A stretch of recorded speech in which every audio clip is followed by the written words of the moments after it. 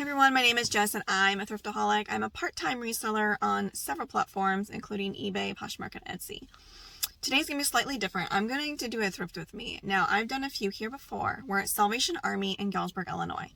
But the last couple times I've came, the prices are insane. So I'm going to bring you along with me and you can see for yourself. Let me know in the comments. Do you have crazy prices at your thrift stores now? Come join me. Alright, I wanted to show you what their pricing's like. That Wilson's coat was $30. That Harley shirt, $17. And these are t-shirts, $17. $17. That's probably what I would get on eBay. Do you see that? Now, that one was damaged. Under Armour for $20, and this coat was no branded at $25. This Salvation Army is known for showing damaged items. $45 for that LL Bean coat. Are you kidding me? Probably hear my kids in the background. That Levi's, but it wasn't vintage. Just, you know, like typical bread and butter stuff that I would not even flip. That was like a Y2K Reebok jacket, but $17. $15 for this Christopher & Bakes denim jacket. Under Armour, $13. And these were kids. Cabela's jacket, $20. Jones, New York, $20. Now that one would have been half off, but Jones, New York is something I don't typically flip. Here we have a nice North Face hoodie, $20. Generic dress, $19. Rue 21 t-shirt, $6, and it was covered in filling. Another Rue 21 shirt, same price. An Adidas hoodie, $20. $15 for London Fog coat. I swear I see a million of them. $17 for an unbranded coat. Comment, leather coat. Another London Fog. Here's the Victoria Jones Christmas sweater. Cropped and Borrow, $25. Cropped and Borrow is sold at Kohl's. A lot of work coats with like embroidery that you can't typically resell. That one I didn't see a brand. It did feel like wool. I didn't really look at the brand. Another vintage coat. Here was a raincoat, $25. It was new with tags, but it wasn't vintage and it didn't feel like amazing quality to be $25. American Eagle, $25. Free Country, $17. I don't know why I'm reading these off to you. You can visually see them. A vintage kids Columbia was $15. Okay, this Nike completely, I wish it was not so expensive and damaged. So I love selling Nike, especially 90s, which that tag is. Has the logo and spell out. Now, as you see here, there is a complete rip. They sell stuff, and the quality of clothes on their floor is pretty crappy, in my opinion. If you look closely, it is pilly. I can fix that, but not for $17, and the damage is something I can't fix. This is a really cool reversible Missouri Tigers, or I forget their mascot name, but it's a little insane. So here I'm only showing you the jackets, but they highly overpriced jackets. I looked this up. Some people were trying to sell that brand for like $150. Okay, now I didn't take a whole lot of footage in there because the coats are incredibly overpriced, as you saw. Everything else is probably average for other parts of the country, but I'm from Central Illinois, and so I'm so cheap. But I did find some modern pieces that kind of shook me because I don't typically find these brands. So let's go through them real quick and see what I got. I spent a total of $42 on all these items I'm showing you. So we found Sundance. This is only the second time I've ever found Sundance. It's like a catalog clothing brand. The resale value is decent. I haven't checked comps on this, but it's a really nice style plaid wool blazer. It's absolutely stunning. And I guess the only thing I don't like about it is a size 2. And I paid $6 for it. Now here is a vintage piece. And if it was from the 70s, I may have not paid $6 for it, but I believe this is from the 50s, maybe even 40s. This is a handmade piece. I paid $6 for it. Okay, I'm going to tell you the reason why I think it is older. It has snaps, which were used more commonly before 1970. Also, the other dead giveaway is it's a metal zipper. Metal zippers were commonly used up until like through the 50s, and then in the 60s they switched to nylon for the most part. Now, this is handmade, so technically you could say that you can't prove that it was made at a certain time era since this piece was handmade. I will go by the stitching as well. As you can see, the seams are frayed on the interior, making me also think that it is vintage. So now the pattern and colors of this dress are absolutely stunning. I am kind of sad there is no matching sash, but I can easily add in a belt, as I do thrift old vintage belts that are really simple, that don't have much of a resale value, and I'll just pair it with this, or just use ribbon and let them know it is not the original belt or sash. So I absolutely love the colors.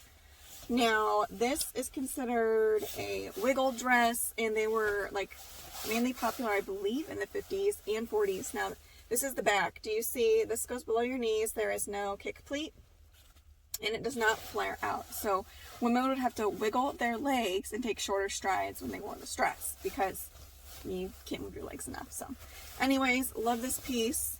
I'll have to do more research on it. Check the bottom to see there's like a 2-inch seam allowance at the bottom. Sometimes people want to know, I'd say that's over 2 inches if they can make it longer themselves, if they need to. Okay, the next piece is also modern, which I normally pass on, guys, but it's Ming Wang. These resell. It's a nice zip up jacket, thin jacket slash, I guess I'd call it more of a cardigan. It is a petite extra small, and I did pay $6 for it, but I think I can get $50 for it, and I always shoot for that. I forgot to check comps before I got on here, guys, but this denim skirt, I always check the skirts, and I always look at the longer denim ones because the 90s vibe is strong. This one has the zipper in the back, and the bottom kind of flares out like a mermaid a little bit. But look at this. I've never found Stella McCartney. I did pay a whopping $10. Oh wait, no, this was blue. Okay, I paid $5 because this color's half off. So hopefully I'm not going to regret my decision, because even though sometimes you find designer, the resale value just isn't there, or maybe it's not a desirable style. But this one even has a little slit. And so just based on style alone, I think I could get $40, but since it's Stella McCartney, I know I can get hopefully more than that. And then, okay, I was strolling through the loungewear and, or I'm sorry, the activewear, because y'all know it's the new year. People are trying to get in shape and lose weight, including myself. And because of the pandemic, most people are working from home. And I don't spend enough time in the activewear because I try to focus on vintage, but found this pair of Lululemon. I am so bad at Lululemon. They are capris, but they have the side pockets. Seersucker print, drawstring. I was looking for a size dot. I always forget where they're at. Oh, here it is. Ooh, this is an 8. I'll try these on. They're my size. I did pay... Oh, this was a blue tag, guys. $4 for Lululemon. Now, some of the capris don't do the greatest, and this is not high rise. I don't think it's a newer style. So we'll see. If it's not worth it to resell, I'll totally keep it. But before, I went through that whole rack of activewear pants because I saw and I felt these, and I was going to get some for myself because they looked super cozy, but they looked a little small. And then I looked on the back, and you have to look pretty hard, guys. You have to have some good eyes. There you go. Lululemon. They feel amazing. They're joggers. Which I prefer joggers over leggings because, I don't know, but sometimes I'm out in public and I just feel like people are looking at my butt, and I do not like that. So, like, the last time I went out to Walmart, which I don't like actually going to Walmart, I normally do pickup, I had on a pair of, like, pink printed leggings, and as I was getting into my car, some guy that works at Walmart that was getting the carts was like, "Hey, I like your pants. Where'd you get them?" And my husband, I just got in the car and I was getting ready to drive. My husband was in the car waiting for me, and so he saw my husband. He's like, "Ooh, where'd you get those? I'd like to get those for my fiance." And I'm just like, oh no, I'm sorry. He said they look good on me. I'm just totally creepy, and I don't like people in the beginning, so yeah, anyways, joggers for sure. I thought the size dots were in the left front pocket and this little, I'm looking in this little tiny pouch and I don't see anything. Ugh. Help me guys out also in the comments if you know the style of these. It's a really cool space dye. I don't know if you call that space dye, like a heather gray. I mean, they feel legit for sure. I'll also have to do more research and find out where these stupid size dots are, but how cool is that? The back pockets are even still stitched shut, so. And this one I did pay $6. I probably already told you that, but there's my little mini haul. Oh, one more. Yeah, Eileen Fisher. I have sold 0 Eileen Fisher. I have like 6 pieces now. I hardly ever find. Like all these things I've showed you, it's almost always a first for me because typically I find crap. But now that I was looking for overpriced stuff, I found some decent modern pieces and I couldn't pass them up. I am kind of on a time crunch, so I couldn't go through every aisle. I never go through every aisle. I used to do that when I had 1 kid. Now I have 3, and so I feel kind of bad for my husband that he's at home with kids. And I was not supposed to be thrifting. I didn't tell him I wouldn't go thrifting, but it's been a week and a half since I've thrifted. Yeah, a week and a half, guys. That's how long I lasted. So I hope you enjoyed this haul. It was short and sweet, and I hope you all stay safe. Have a thriftilicious day. Bye.